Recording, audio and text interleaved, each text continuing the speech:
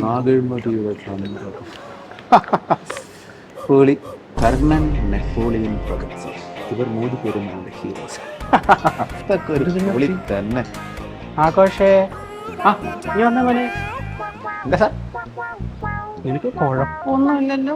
കുഴപ്പമൊന്നുമില്ല, ഓൾ ഗുഡാണ്. ആണോ? അല്ല, നീ എവിടെ ഉണ്ട് ബുക്ക് നോക്കി ചിരിക്കുന്നുണ്ടായിരുന്നു, അതാ ഞാൻ ചോദിച്ചേ. സാറിന് ഓർമ്മയുണ്ട് കഴിഞ്ഞ ആഴ്ച ഞാൻ എൻ്റെ എക്സാമിന്റെ മാർക്ക് ഓർന്നതിനെ കുറിച്ചൊരു പ്രശ്നം പറഞ്ഞത്? കേരള മിസ്റ്റേക്ക്. അത് ഞാൻ നമ്മുടെ ജോസഫ് സാറിനോട് പോയി സംസാരിക്കാൻ പറഞ്ഞായിരുന്നല്ലോ, കോർഡിനേറ്റർ. ഞാൻ സോറെ കണ്ടും ചെയ്തു, അതിന്റെ സൊല്യൂഷനും കിട്ടി. അതിന്റെ സൊല്യൂഷനാണ് ഈ കാണുന്ന എംബുക്ക്.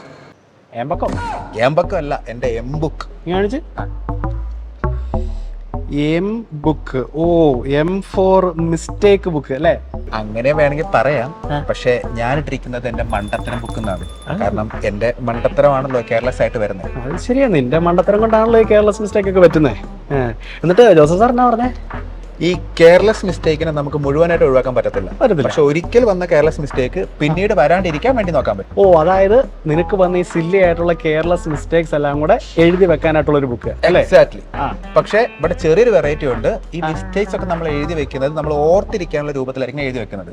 ഓക്കെ, ഇപ്പോ സാർ ഇതൊന്ന് വായിച്ചേ. ധീരരെ എന്താണ് മണ്ടത്തരം? ധീരരെ എന്താണ് മണ്ടത്തരം? ഇൻകറക്റ്റ് സ്റ്റേറ്റ്മെന്റ് ചോദിച്ചാൽ കറക്റ്റ് സ്റ്റേറ്റ്മെന്റ് ബബിൾ ചെയ്യുന്നതാണ് മണ്ടത്തരം.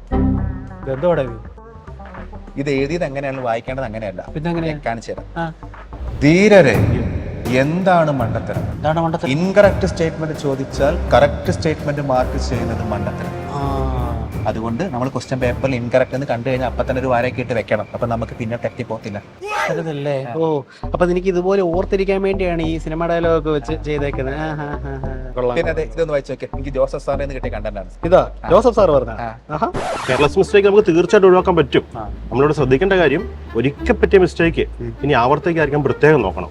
ഇപ്പൊ ഈ ആഴ്ച മോന് പറ്റിയ മിസ്റ്റേക്ക് എന്തായിരുന്നു സാർ? അപ്പൊ അത് ഇപ്പൊ കഴിഞ്ഞ ആഴ്ച ചോദ്യത്തിൽ ക്വസ്റ്റ്യനിൽ ഡിഗ്രി സെൽഷ്യസിലായിരുന്നു, പക്ഷെ ഓപ്ഷൻ കെൽവില്ല. ഞാൻ കെൽവിലോട്ട് മാറ്റാൻ മറന്നുപോയി. യൂണിറ്റ് കൺവേർഷൻ സിമ്പിൾ കാര്യമല്ലേ? ഇതൊക്കെ ശ്രദ്ധിക്കണ്ടേ അമ്പാനെ?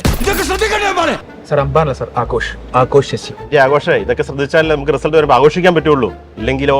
അല്ലെങ്കിൽ ആഘോഷ് ശശി ശരിക്കും ശശിയാവും. എനിവേ, സാർ പറഞ്ഞ പോലെ തന്നെ ഞാൻ ഒരു മിസ്റ്റേക്ക് ബുക്ക് സെറ്റ് ആക്കാം. എന്നിട്ട് എക്സാമിന് പോകുന്നതിന്റെ എല്ലാ ദിവസവും 1/2 മണിക്കൂറും അത് വായിക്കാം. എന്നിട്ട് ഈ വന്ന മിസ്റ്റേക്ക് പിന്നെ വരാണ്ടിരിക്കാൻ നോക്കാം. Okay, thank you sir. ഇത് ഞാൻ സെറ്റ്. ഓ, അപ്പൊ അങ്ങനെയാണല്ലോ ഈ ബുക്ക് ഉണ്ടായത്. ഇത് തന്നെ എഴുതി വെച്ചിരിക്കുന്ന എക്സെപ്ഷൻസ് മുഖ്യം ബിഗിലെന്നോ? വിജയുടെ cinema ഇതെന്തത്?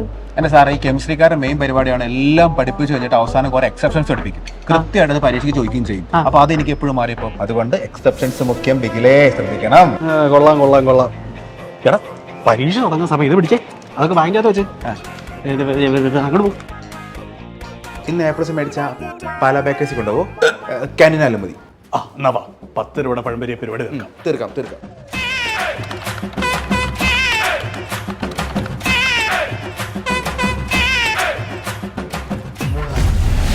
Brilliant Study Center, India's #1 coaching center for NEET and JEE.